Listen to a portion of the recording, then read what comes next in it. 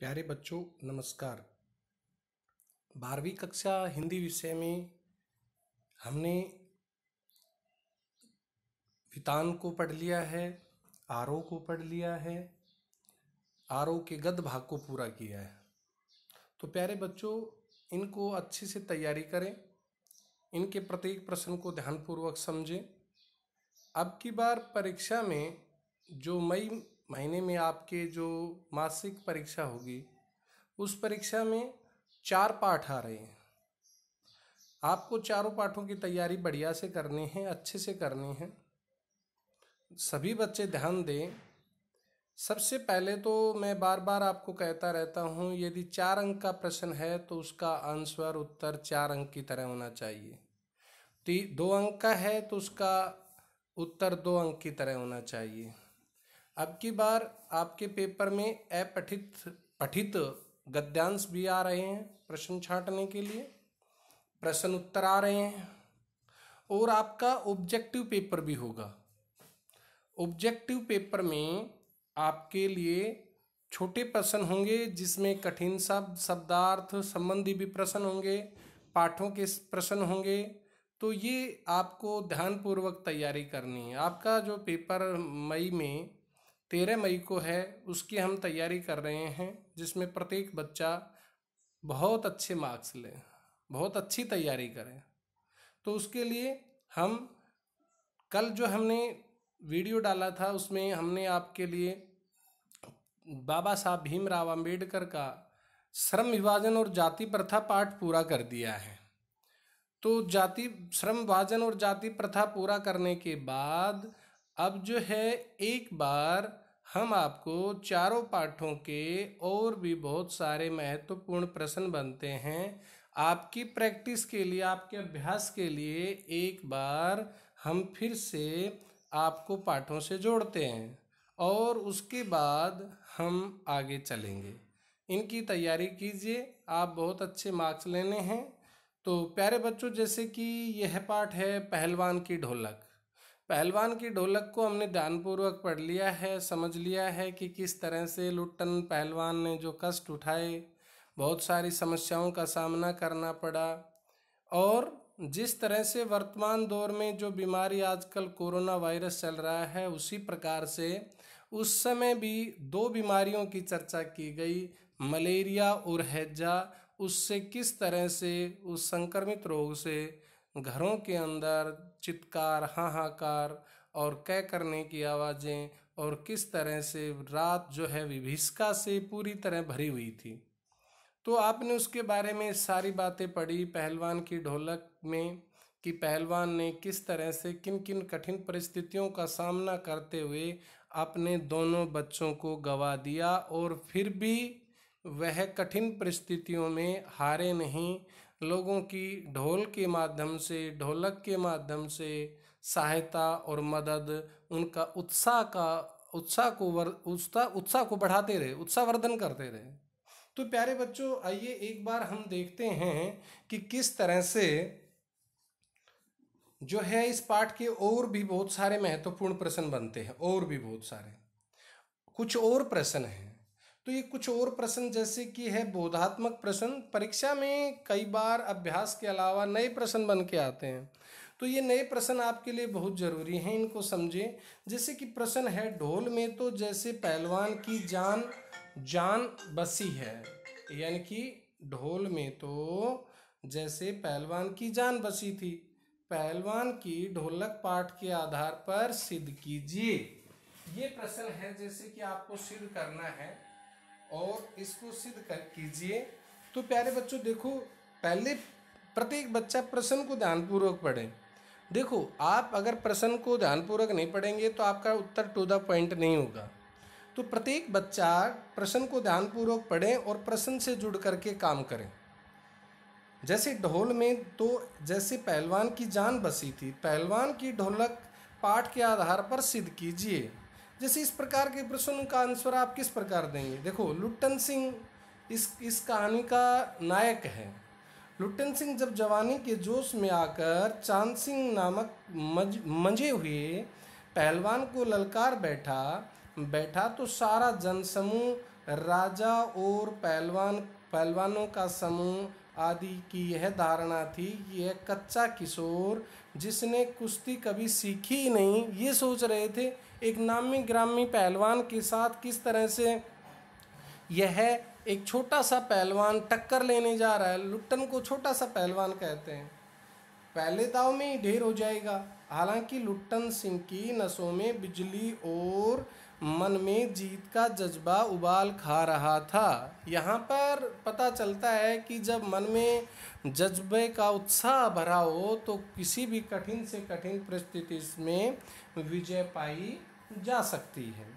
तो देखिए, उसे किसी की परवाह नहीं थी। हाँ, ढोल की थाप में उसे एक दाव पेच मार्गदर्शन जरूर मिल रहा था कि किस तरह से हमें जो है दाव लगाना है, और दूसरी बात यह है कि उसको उत्साह भी बढ़ा रहा था। उसी थाप का अनुसरण करते हुए उसने शेर के बच्चे को खूब उसको धोया, उठा कर पटका और हरा दिया। इस जीत में एकमात्र ढोल ही उसके साथ था। पूरी जनता जो है बड़े पहलवान के साथ थी, आपको हमने पढ़ाया था, बताया भी था। और जो लुट्टन सिंह पहलवान था उसके साथ लोग नहीं थे, क्योंकि जो जनता देख रही थी वह जनता सारी की सारी जो पहलवान जीतने जा रहा था उसके पक्ष में होने जा रही थी। तो इस प्रकार से प्यारे बच्चों, एकमात्र ढोल ही उसके साथ था। अतः जीतकर वह सबसे पहले ढोल के पास दौड़ा और उसे प्रणाम किया। तो देखो, ढोल में तो जैसे पहलवान की जान बसी है, इसका आंसर मिला था। तो आप इस तरह से सिद्ध करना है, बहुत सारे प्रश्न सिद्ध करने के आएंगे। जैसे कि आपने भगतिन वाले में देखा था कि सिद्ध कीजिए कि भगतिन बहुत अच्छी सेविका थी, तो उसके बहुत सारे उदाहरण देख करके हमें बात को सिद्ध करना पड़ता है। यहाँ भी आप देख रहे हो कि बहुत सारे जैसे कि उदाहरण देख करके और ये बात को सिद्ध करना पड़ा कि ढोल में तो, क्योंकि ढोल ने उस बड़े पहलवान से विजय दिलवा दी, उसके उत्साह को बढ़ा दिया लुट्टन सिंह के को, और वो एक राज पहलवान बन गया। इस प्रकार से दूसरा जैसे प्रश्न इस पुस्तक में, पहलवान की ढोलक कहानी के आरंभ में चित्रित प्रकृति का स्वरूप कहानी की भयावहता की ओर संकेत करता है। पहलवान की ढोलक कहानी के आरंभ में चित्रित प्रकृति का स्वरूप कहानी में भयावहता विभीषिका का करता है, क्योंकि आपको पता है कि 2 प्रकार की बीमारी जो चल रही थी उसके कारण से सभी लोग बड़े परेशान हो रहे थे। संकेत करता है, इस कथन पर टिप्पणी कीजिए। देखो, कहानी के आरंभ में प्रकृति का स्वरूप कहानी की भयावहता की ओर संकेत करता है। ठीक बात है। आप इस प्रकार से प्रश्नों को समझने का प्रयास करें, इस तरह से जैसे मैं आपके सामने पढ़ रहा हूँ। रात के भयावह वर्णन में बताया गया कि चारों तरफ सन्नाटा है, सियारों का क्रंदन और उल्लू की डरावनी आवाज निस्तब्धता को यानी कि चुप्पी को कभी कभी भंग कर देती थी। यानी कि इस प्रकार की आवाज़ जो है एकदम सुनसान रात्रि है, और इस प्रकार की डरावनी आवाज़ें, कह करने की आवाज़ें, उल्लू और क्रंदन की आवाज़ें, ये प्रकृति की आवाज़ें हैं। तो इसके अंदर जो है ना किस तरह भंग कर देती थी। गांव की झोपड़ी में कराने और कह करने की आवाज़ सुनाई पड़ती थी। बच्चे भी कभी कभी निर्बल कंठों से माँ माँ पुकार कर रो पड़ते थे। देखो कितनी बड़ी विभीषिका थी। आज तो इतनी ज़्यादा विज्ञान ने उन्नति की हुई है, और पहले के दौर में सोचिए कि जब ये कहानी लिखी गई होगी तो उस दौर में आज से 20, 30, 50, 100 साल पहले विज्ञान ने जब इतनी उन्नति नहीं की थी, तो इतने हमारे पास गमनागमन के या पत्र व्यवहार के इतने साधन ज़्यादा सशक्त नहीं थे। ऐसी परिस्थिति में उपचार और इलाज के लिए, पथ्य के लिए भी इतना ज़्यादा साधन नहीं थे। ऐसी परिस्थिति में देखो किस तरह से लोग बीमारी का सामना कर रहे थे। ये उनके हौसले का सबसे सशक्त उदाहरण है। प्यारे बच्चों, बच्चे भी कभी कभी निर्बल कंठों से मामा पुकार कर रो पड़ते थे। इससे रात्रि की निस्तब्धता में बाधा नहीं पड़ती थी। रात्रि तो वैसे ही चलती रहती थी, लेकिन चारों तरफ का वातावरण बड़ा विदारक बन जाता था। अगला प्रश्न है, पहलवान लुट्टन के सुख चैन भरे दिनों का वर्णन अपने शब्दों में कीजिए। प्यारे बच्चों, इस प्रकार के प्रश्न ध्यान दें कि उनको कब सुख और चैन मिला। देखो, पहलवान लुट्टन के सुख चैन के दिन तब शुरू हुए जब उसने चांद सिंह को कुश्ती में हराकर अपना नाम रोशन किया। यानी कि कठिन परिस्थितियों से जब निकला तो उसका आनंद ही अलग होता है। जब हम कठिन परिस्थितियों से निकल जाते हैं तो उसका मजा ही और होता है। और कठिन परिस्थितियों से जो समझौता कर लेता है, हाथ पे हाथ रख करके बैठ जाता है, उसे कभी सफलता नहीं मिलती और उसे जीवन भर ही कठिन परिस्थितियों का सामना करते रहना पड़ेगा। राजा ने उसे दरबार में रखा, मतलब कब सुख चैन के दिन आए ये लिखना पड़ेगा। इससे उनकी कीर्ति, देखो ये शब्द आपको ध्यानपूर्वक देखने, बड़ी मात्रा, छोटी मात्रा, यही आपको आगे ले जाने के लिए नंबर बढ़ाने में सहायक होंगे। सब बच्चे प्रश्न लिखेंगे, पूरे सब बच्चे पेपर सोल्व करेंगे, लेकिन एक अलग से आपने क्या किया ये देखना पड़ेगा कि आपने अलग से एक भी अशुद्धि नहीं की, सुंदर राइटिंग की, प्रश्नों को लिखने का तरीका, सीक्वेंस, शब्दों की बनावट बड़ी सुंदर थी। आपको ये सब बातें नंबर आगे बढ़ाने में या आपको 95 से ऊपर ले जाने में सहायक होंगे। पौष्टिक भोजन व राजा की स्नेह दृष्टि मिलने से उसने सभी नामी पहलवानों को जमीन सुंघा दी, हरा दिया। अब ये दर्शनीय जीव बन गया। कौन? लुट्टन पहलवान। मेलों में वह लंबा चोंगा व अस्त व्यस्त पगड़ी पहनकर मस्त हाथी की तरह चलता था। ये बातें आपको याद रखनी है। मेले का दृश्य बताया था कि किस तरह से मेले के जो लोग थे उसे कहते थे कि रसगुल्ला खा लो, उसे कहते थे आओ आओ लुट्टन पहलवान मिठाई खा लो, क्योंकि राज पहलवान था। एक एक शेर, एक एक किलो जो रसगुल्ले तो उनके लिए एक नाश्ते के जैसे थे, इतना तगड़ा पहलवान था। मस्त हाथी की तरह चलता था, हलवाई उसे मिठाई खिलाते थे।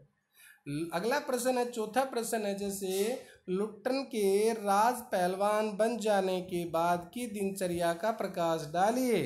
वो कैसे रहता था?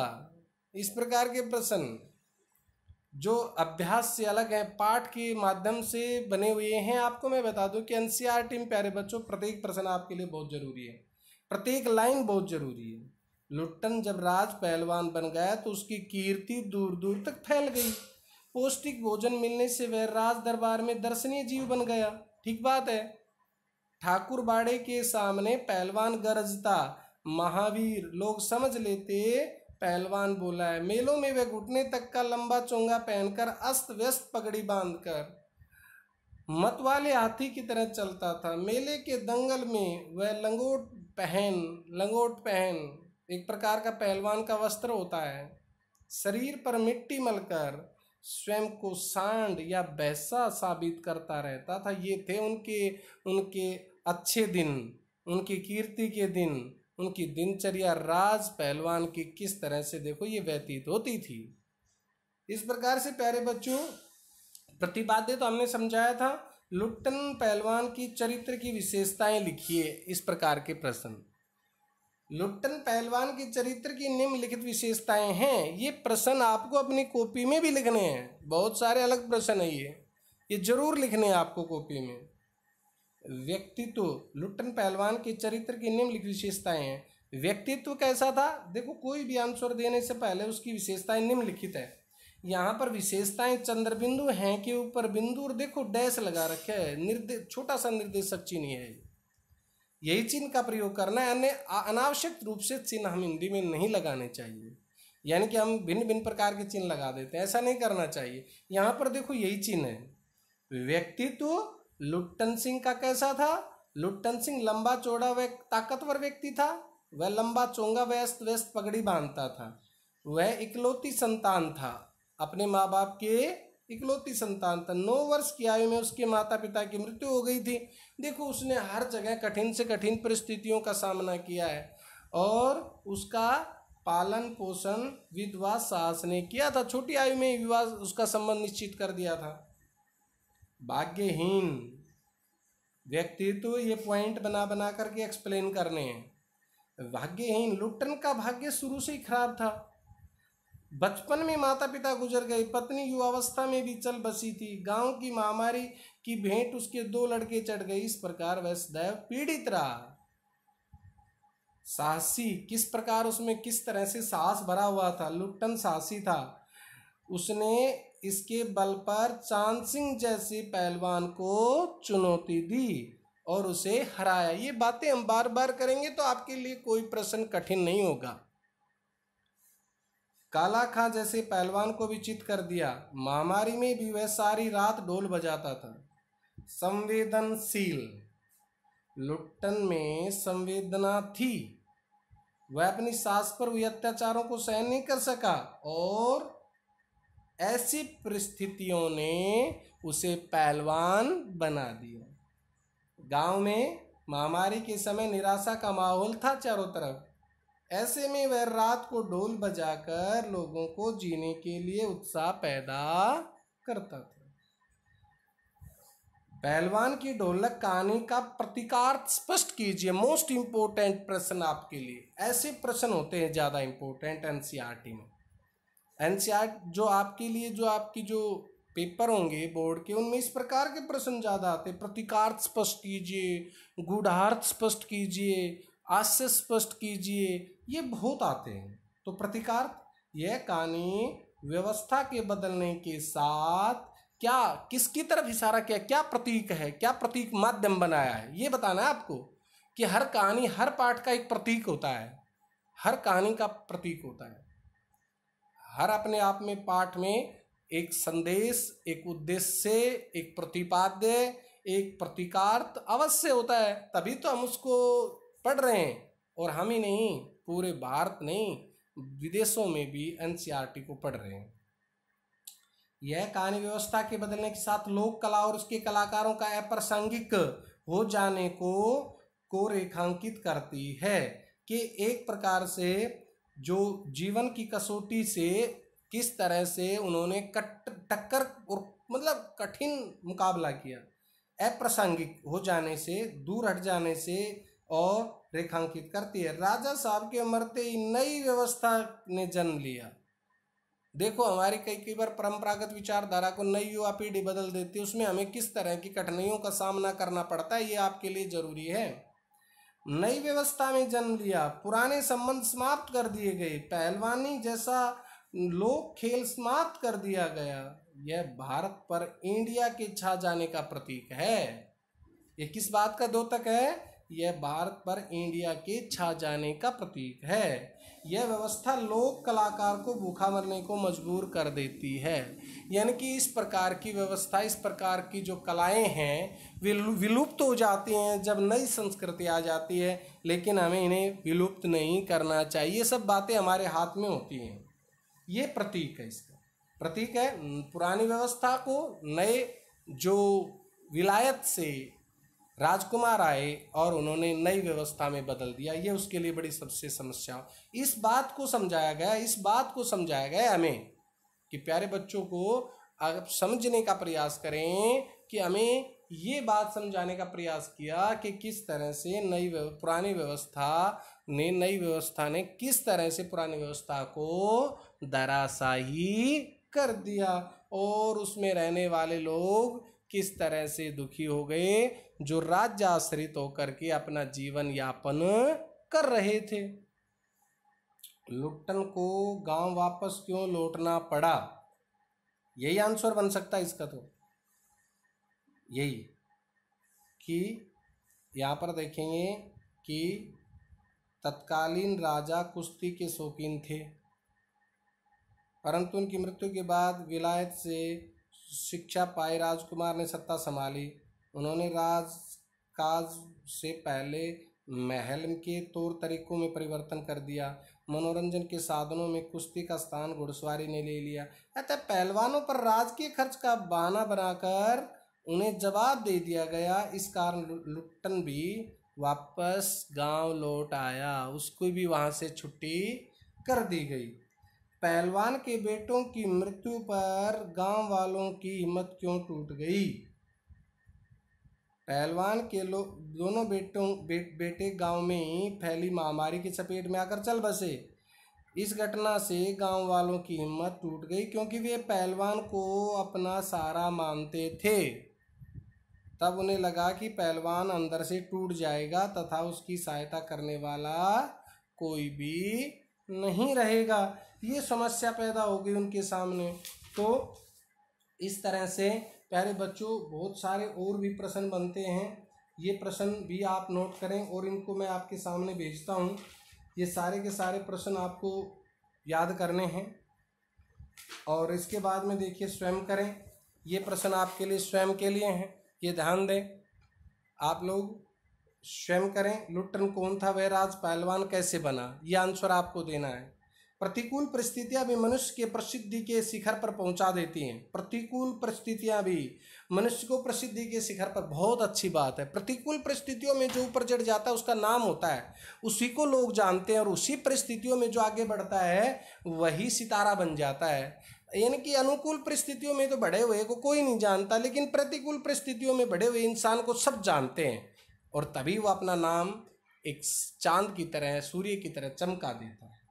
प्रतिकूल परिस्थितियों में भी मनुष्य की प्रसिद्धि के शिखर पर पहुंचा देती। इस आलोक में बताइए कि लुट्टन के मन में पहलवान बनने की इच्छा क्यों हुई। आपको पता है क्यों जगी? सबसे पहले तो घटना सास की बताएंगे, उसकी सास को किस तरह से लोग दुखी करते थे। तो वे विकट परिस्थितियां, शुरू से वो भी माता पिता उनके चल बसे थे और इस तरह से उसकी सास ने पालन पोषण करते हुए एक पहलवान बना दिया। चांद सिंह कौन था, वह किस नाम से और क्यों प्रसिद्ध था? आपको पता होना चाहिए। चांद सिंह पंजाबी पहलवान था और वह दूर दूर तक विदेशों में जो है और हर जो है रियासत में खेलने जाता था। चांद सिंह पर विजय पाते ही लुट्टन की दशा और दिशा दोनों बदल गई। कैसे?